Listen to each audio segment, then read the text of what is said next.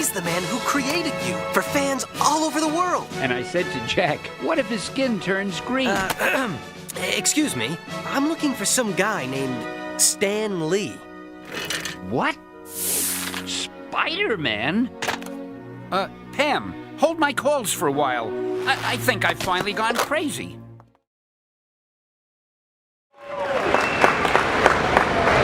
Oh my God, we have an audience. This is the man who knows facts. He will tell you all the facts. After he's given you the facts, I'll do my usual confusing you and saying all the wrong things.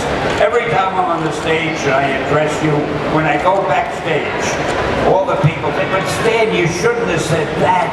But how come you didn't mention that? I get those lectures, so I may stay here longer with him so I don't have to put up with that. Oh, you have your own mic. I do have my own mic. It's a very luxurious organization. He has a mic. Money is no object. Very nice to meet you. Okay, go get him, Nachi. All right. So, as I was saying, I'm editing this book that Stan has written called Zodiac Legacy. It'll be coming out January 27th of 2015. That we have some artwork to be able to show while we're kind of rattling on. But we wanted to talk to Stan, when I wanted to talk to Stan about the Royal We, I'm speaking for like all of Disney Publishing now, was mainly about the importance of all ages storytelling, and you have been involved in some really cool action adventure stories over the years, obviously. A couple that you have heard of. And I was wondering if you could talk a little bit about just the importance of being able to do stories and be able to create stories that can reach out to a wide audience across age ranges especially. Yeah, it's very important. Excellent, we're done here. Why everybody loves to have me as a guest. Very important. No, it's all right. I'm going to do it now. Thank you. What was the question? Oh, the importance of something or other. The big thing is you try to write something that young people will enjoy because it's simple enough for them to understand and it's exciting enough to hold their interest. But you try to write it hopefully intelligently enough so that an older reader will enjoy it also. Now the thing with Zodiac, it's for all ages. Did you mention that it is one of the world's greatest illustrated novels? Because how many pages, this is a novel, a hardcover book, but how many pages of illustrations are there? About 60, 65 or so, some of which you can see up here. There you go. Now nobody will stay here for the whole speech. They'll all be running out to buy the book when they see those great illustrations. All right, that's about it. Can I go now? In like 20 to 25 more minutes, and then also the rest of the day, and then I think they have you all tomorrow as well. All these people came here for you. I also want to talk to you a little bit about bad guys, because you've been involved in the creation of some of my favorite villains across any kind of storytelling over the years, from Dr. Doom to Magneto to the Green Goblin and beyond. I think you could talk a little bit about what your approach has been to creating some really cool bad guys that are different from one another. It probably says something about my character, but it's a lot easier to create bad guys than heroes. I love the villains. Now I'm going to talk to you very seriously about Dr. Doom. Those of you who don't know who Dr. Doom is, feel free to occupy yourselves with something for a few minutes. I do not consider Dr. Doom a lawbreaker, and I'm going to tell you why. What does the man really want? He wants to conquer the world. Well, if you were a lawyer, you would admit, you'd be the first to admit, there is no law against wanting to conquer the world. Dr. Doom could walk up to a policeman and say, excuse me, officer, I want to conquer the world. Cop would say, good luck to you. You're not breaking the law. So why does everybody consider him a villain?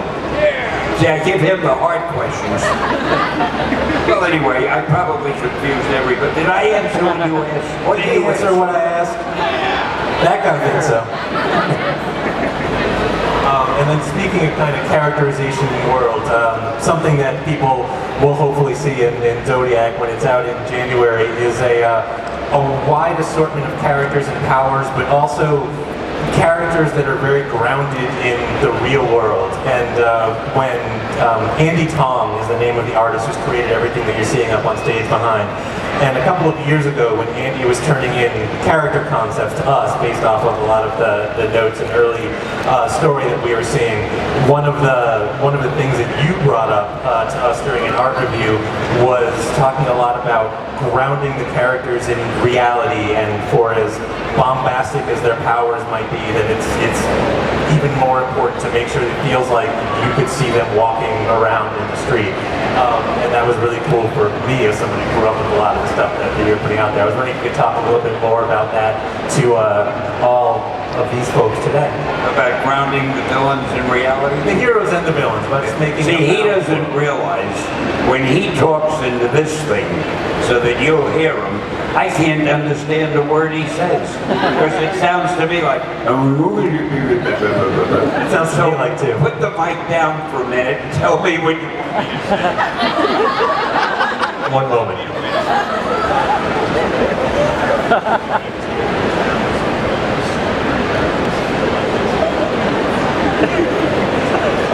a balanced world where superheroes can feel like they could be walking amongst you and, well, they are. Look at me, I'm amongst you and you take me for granted.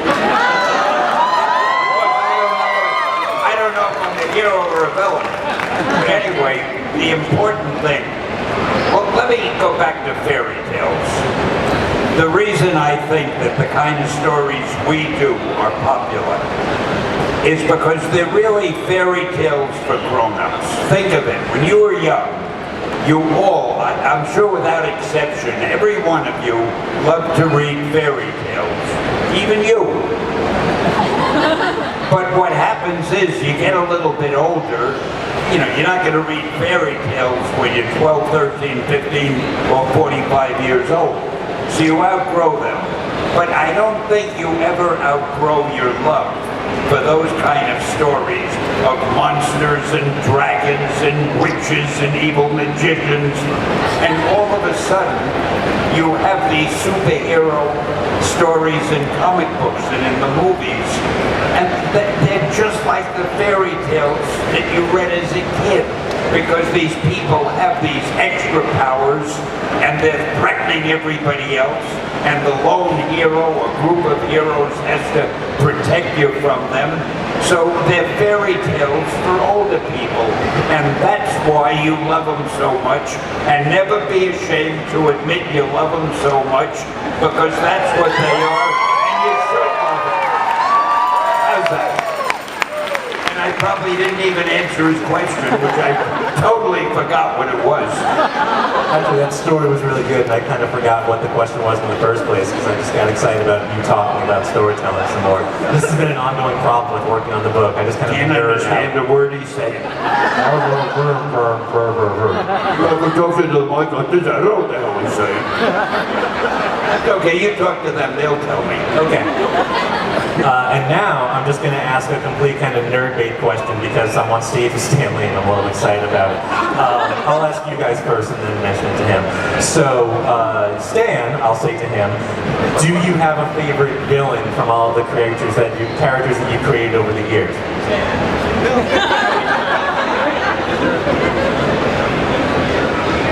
Oh, I love all my villains. They're my best friends.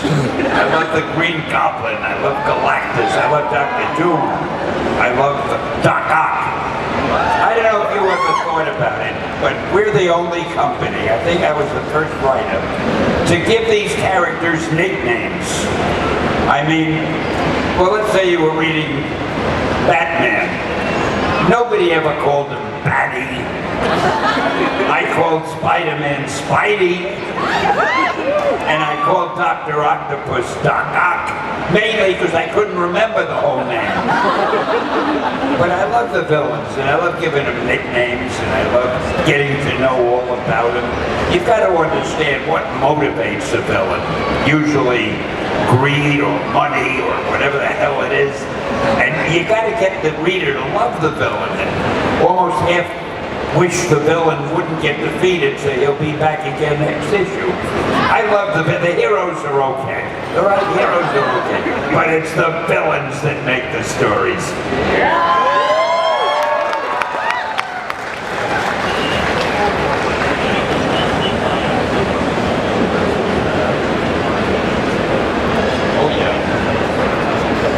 He wants to tell you about my work in the Army doing... What happened was, I was in the Signal Corps. They were about to ship me overseas. And my job was to climb telegraph by these poles that they had and establish the electric wiring so that the troops who followed me could communicate with each other. So I was to go ahead of the infantry. Anyway, that was my job. I was all set to be shipped. I was waiting on the dock for the ship. A guy pokes me on the shoulder and says, "Didn't you used to write comics?"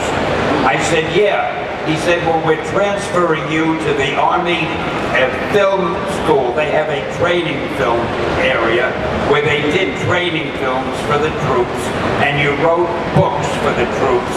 What happened was it was taking too long to teach the troops how to use some of the complicated weapons or how to do all the things they had to do, like how to operate a tank and so forth. And they wanted the booklets and the training films made simpler. So they went to the simplest guy they could find. And it was my job to take all these complicated manuals and rewrite them. And I even did little cartoons. I'll tell you something that's totally unglamorous. One of the problems they had, the payroll officers were taking too long to work out the payrolls for the troops. So there'd be some guy in Europe getting his butt shot off in combat, and he wasn't getting paid in time, and it was lousy for morale. So my job was to teach the payroll officers how to do their job faster and do their payrolls. I know about as much about payroll as I do about atomic energy, but that was my job. So I made up a character called Fiscal Freddy, and I made up a game that you played on one page, and you had to get Freddy from the top of the page to the bottom of the page. But in order to do that, he had to answer trick questions. So I made a game out of it, and they all were doing the Fiscal Freddy game, and they were able to teach the payroll officers much faster than before. So the troops started getting paid, and this is why you come to these conventions. You learn things you never knew before. I single-handedly helped to win the war by paying the troops. Oh, I'll tell you another funny thing. I think it's funny. The payroll officers had a problem for the payroll officers. Off we go into our office yonder, at our desk morning till night, far away from any battle's thunder. We pay off the fellas who fight. Clerks alert, guarding our books from blunder. Payroll forms clutter the floor. We write, compute, sit tight to boot. Nothing will stop the fiscal director. And you wonder why we won the war.